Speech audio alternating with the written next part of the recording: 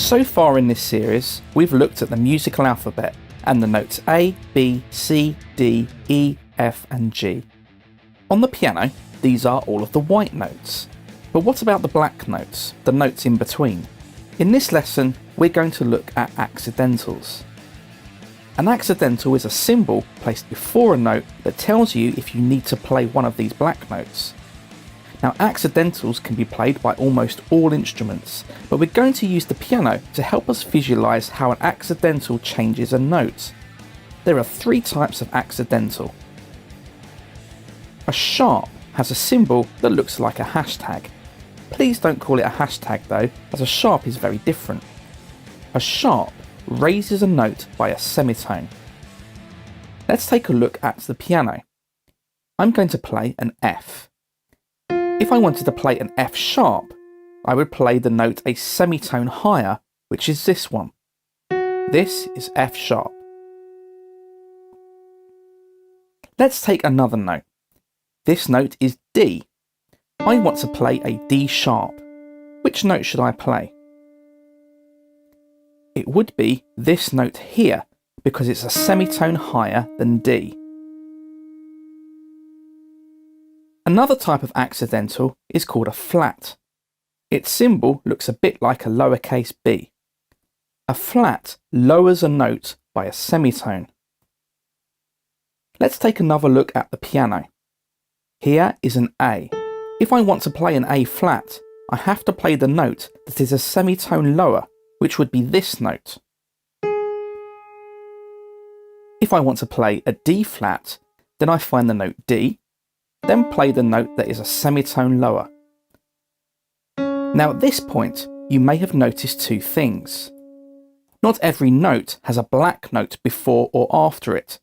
For example, B does not have a black note after it. If I wanted to play B sharp, I'd just end up playing C.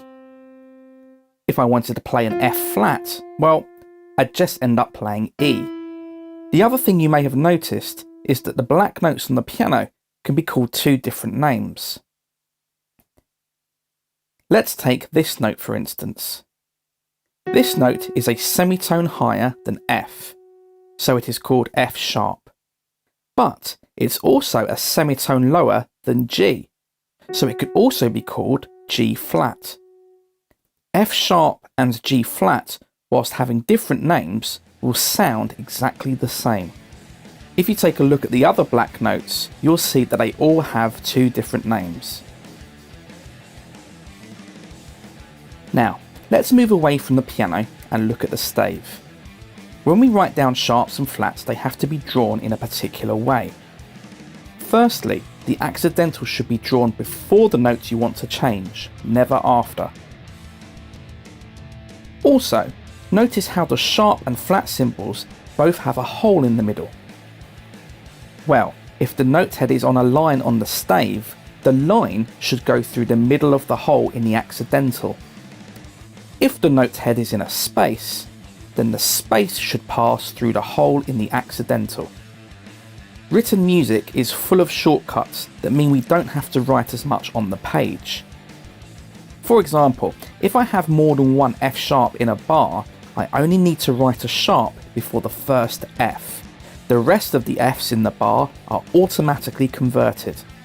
But what if we want to play an F sharp, then play a normal F after it in the same bar? This brings us to our final accidental called the natural.